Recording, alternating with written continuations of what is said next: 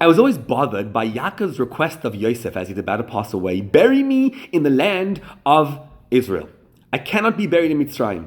Why not? Because one day Mitzrayim is going to have lice in it. It's not good for my body. And if you're buried in Chutz La'aretz, you have to roll over to Eretz Yisrael when Ches HaMesim comes about, the resurrection.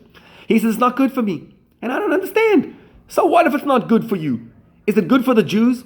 The Jews in Mitzrayim, if you leave them, if at least if you're there, they feel they have a place where to daven, you'll daven for them.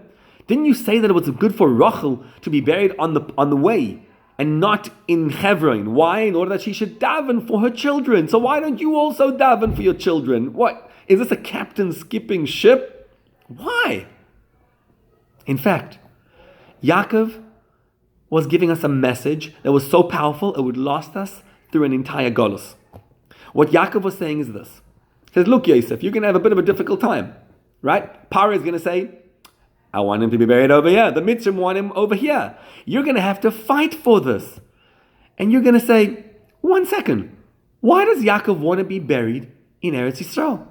And you're going to realize that even though we're living in Mitzrayim and it's good, we have everything we need materially and spiritually. We have a Yosef taking care of us. We have our own province, Goshen. We have a yeshiva, Beis HaTalmud over there. We're learning Torah. Don't get comfortable. No matter how challenging it is, you're going to fight to be in Eretz Yisrael. Sometimes in America, you get comfortable. You think, look, we have good yeshivas, spiritual materials, great. What more could you want? Yaakov says, get me out of this place. He wants us to never forget that we don't belong in Golus. We belong outside of Golus. A place of a Jew is in Eretz Yisrael. A guy asked me this week, his stomach was rumbling, was Asar B'Tevis, 11 a.m. Why must I fast? Why do I have to suffer in my stomach over here? I want my coffee, I want my food. Because they did a mistake a few thousand years ago. Good question. You know what the answer is?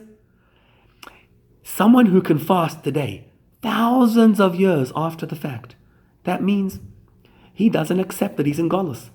He says, I got to get out of this place.